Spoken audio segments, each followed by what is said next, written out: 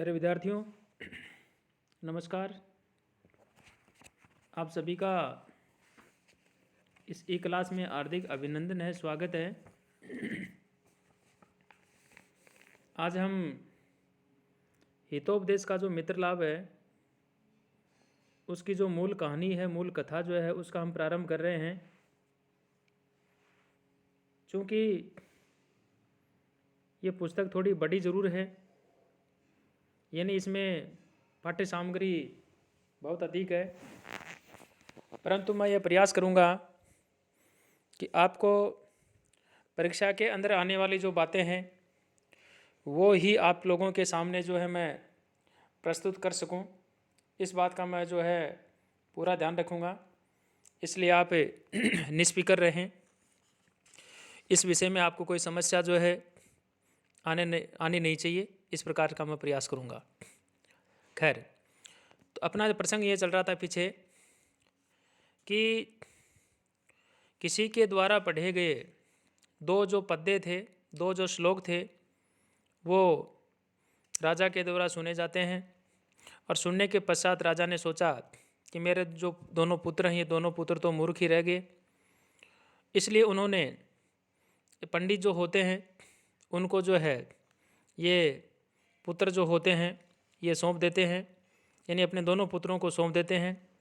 और उस पंडित का नाम होता है विष्णु शर्मा। अब वो किस प्रकार से कैसे उसकी भूमिका बांधता है, यानी कैसे उनको सिखाने का प्रयास करते हैं, ये प्रारंभिक जो बातें हैं इस कहानी के माध्यम से जो उन बातों को बच्चों को जो है कही जा रही है। अथ प्रासाद पृष्ठे सुकोपविष्टानाम राजपुत्राणाम पुरस्तात प्रस्ताव क्रमेण स पंडितो ब्रवीत भो राजपुत्र शृणुतो।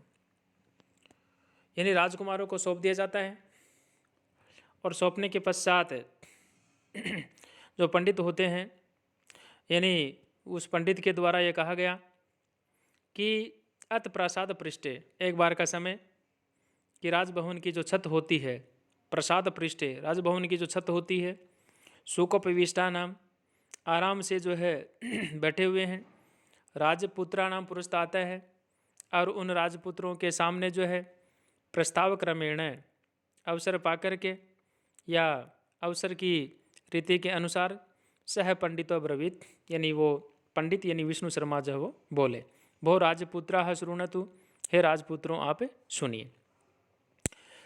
काव्य शास्त्र विनोदेन कालो गच्छति धीमताम व्यसनेन च मूर्खाणाम निद्रया कलहेन वा।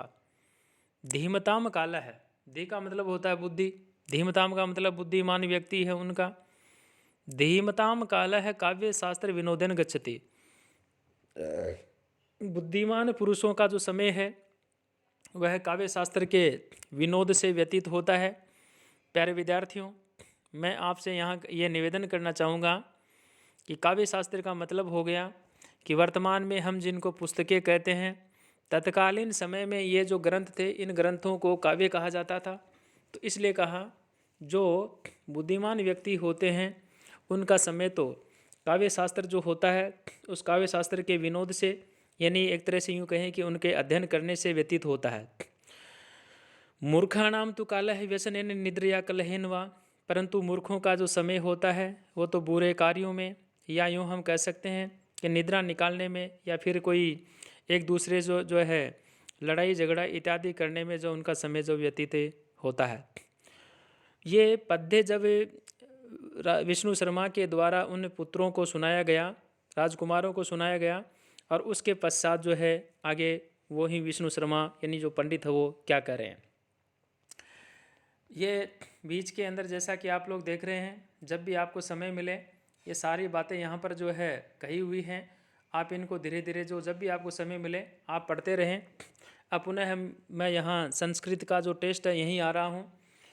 तद भवताम विनोदाय काक कुर्मादीनाम विचित्रताम कथाम कथयिष्यामि, यानी जो विष्णु शर्मा हैं वो उन्हें राजकुमारों से कह रहे हैं कि अब इस प्रकार से जो है राजपुत्रों के मनोविनोद के लिए कौवे कछुए आदि की जो विचित्र कथा है, कहानी है, उसको मैं कहूँगा। और राजपुत्र उक्तम, जो राजकुमार हैं उन राजकुमारों ने कहा आर्य कथ्यताम। प्यारे विद्यार्थियों, संस्कृत के अंदर यानी कोई पुरुष होता है उसको संबोधन करने के लिए आर्य शब्द काम में लिया जाता है। आर्य का मतलब होता है एक तरह से श्रेष्ठ। तो इसलिए उन राजकुमारों ने कहा आर्य कथ्यताम, यानी आप कहिए। तो वो जो राजकुमार हैं उन राजकुमारों ने जो है कहा कि पूज्य आप जो है कहिए। विष्णु शर्मोवाच, विष्णु शर्मा एक व्यक्ति का नाम है, पंडित का नाम है, विद्वान का नाम है। तो विष्णु शर्मा है, उसने कहा संप्रति मित्र लाभ है प्रस्तुयते। संप्रति का अर्थ संस्कृत में अब होता है, यानी अब मित्र लाभ जो है वह प्रस्तुत किया जा रहा है।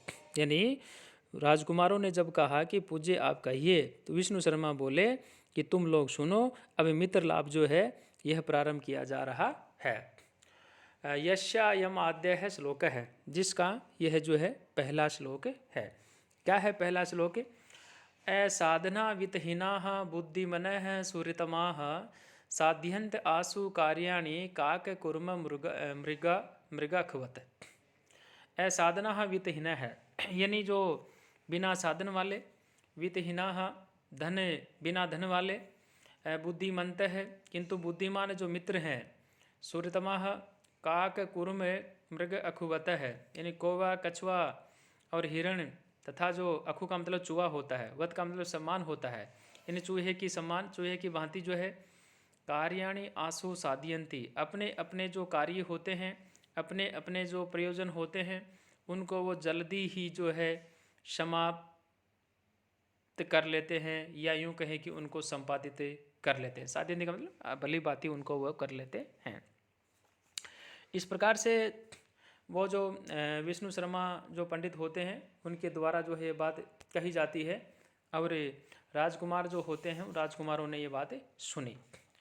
अब आगे जो ये संस्कृति का टेस्ट पुनः मैं आपसे ये दिखाना चाह रहा हूँ। देखिए ये वाला टेस्ट है, और कहानी जो होती है वो यहाँ से आती है। कहाँ से? अस्ति गोदावरी तीरे, यहाँ से कहानी यानी परीक्षा के अंदर यहाँ से आता है। राजपुत्रा उचुः, यानी जो राजकुमार हैं या जो राजपुत्र हैं उन्होंने बोला, यानी राजकुमार बोले, क्या कहे?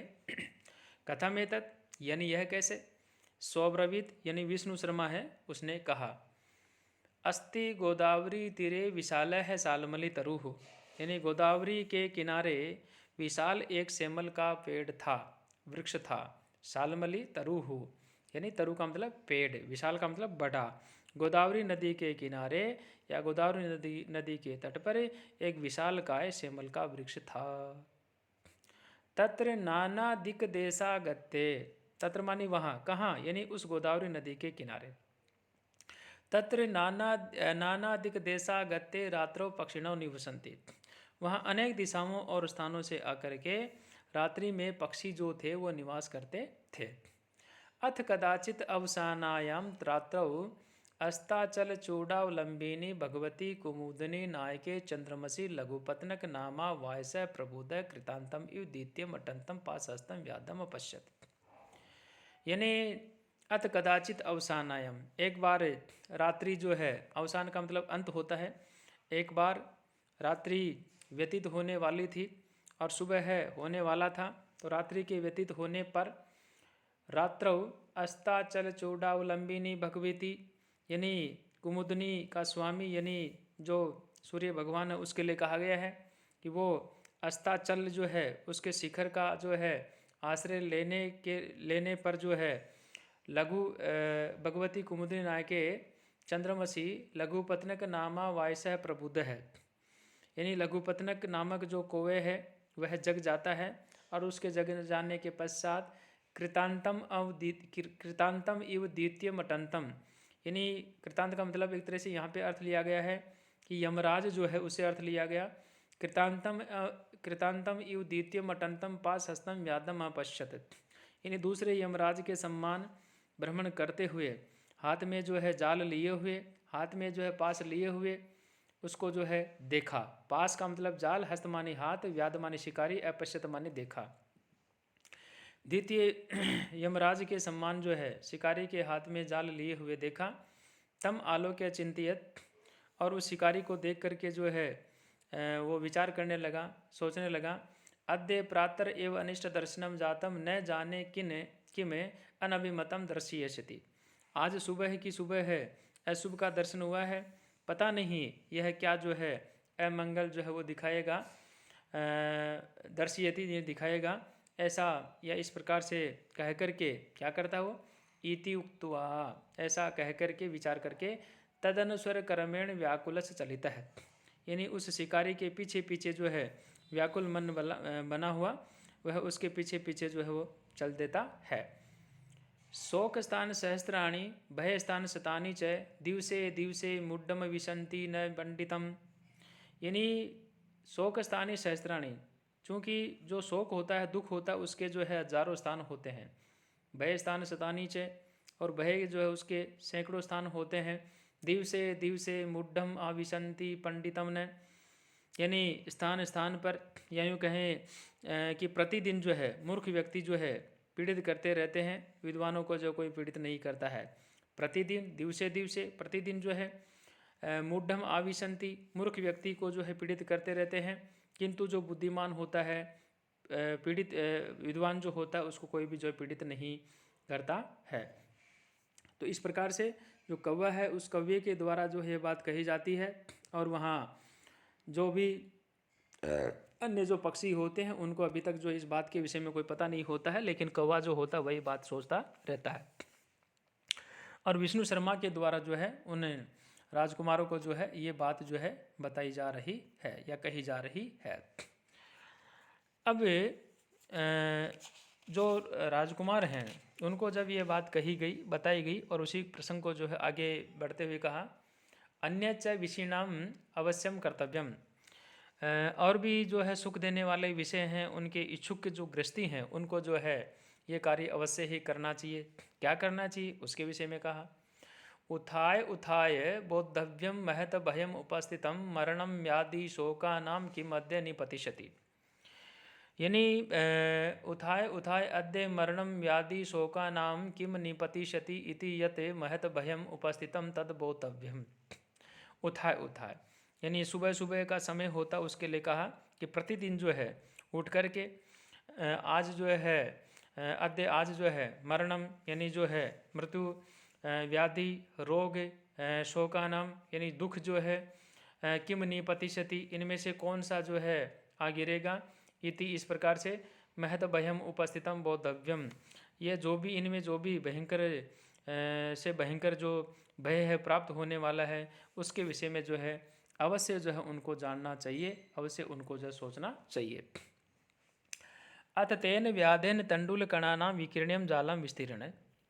और इसके पश्चात जो शिकारी होता है वह शिकारी उसने क्या किया, व्याधेन यानी उस शिकारी ने तंडुल कणान विकीर्यम जालम विस्तीर्णम, यानी चावलों के जो दाने होते हैं उन चावलों के दानों को जो है वह बिखेर देता है, और बिखेर करके क्या करता है, सहच तत्र प्रच्छनो भूतवा, वह वहाँ पर जो है छुप करके बैठ जाता है, और अपना अथ च तेन व्याधन तंडुलकणान विक्रम जालम विस्तीर्णम, वह शिकारी जो होता है चावलों के दाने हैं उनको बिखेर देता है, और अपना जो जाल होता है उस जाल को वह फैला देता है, और वहाँ पर स्वयं जो होता है प्रच्छनो भूतवा स्थित है, यानी छुप करके वहाँ बैठ जाता है। अस्मिनेव काले चित्रगृह नामा कपोतराज सपरिवारो वियति विसर्प तंडुलकणान अवलोक्यामास है।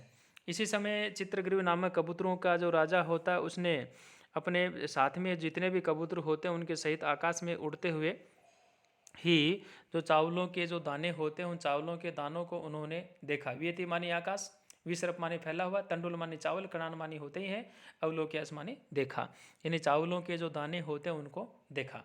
ततः कपोत राजा से तंडुल कणान लुब्धान कपोतान प्राह है। इसके पश्चात कबूतरों के राजा ने चावलों के कणों के लोभ में लोभी जो कबूतर होते हैं उन कबूतरों से कहा, प्राह माने कहा, कुतोत्र निर्जन वने तंडुल कणा नाम संभव है। यहाँ ये जो निर्जन वन है यानी जिसमें कोई मनुष्य नहीं है, तो मनुष्य से रहित ये जो जंगल है इसमें चावलों के दाने जो हैं वो कैसे संभव हो सकते हैं। तत् निरूप्यताम तावत, तो फिर हमें सावधानी पूर्वक देखना चाहिए। भद्रम इदम न पश्यामि, यानी मैं तो इसको अच्छा नहीं समझता हूँ। प्रायण अनेन तंडुलकण लोभेन अस्माभि ही तथा भवितव्यम, कहा कि कहीं हम भी जो है इन चावलों के दानों के लोभ से जो है हमारी भी जो कहीं वैसी स्थिति नहीं हो जाए या हम भी कहीं जो वैसे नहीं फंस जाएं। कैसे नहीं फंस जाएं, ये अब एक पद्य आता है, इस पद्य में दूसरी कहानी वो शुरू होती है। कंकण से तु लोभेन मग्न है पंके सुदुस तुरे वृद्ध व्याघ्रण संप्रात पथिक समृतो यथा।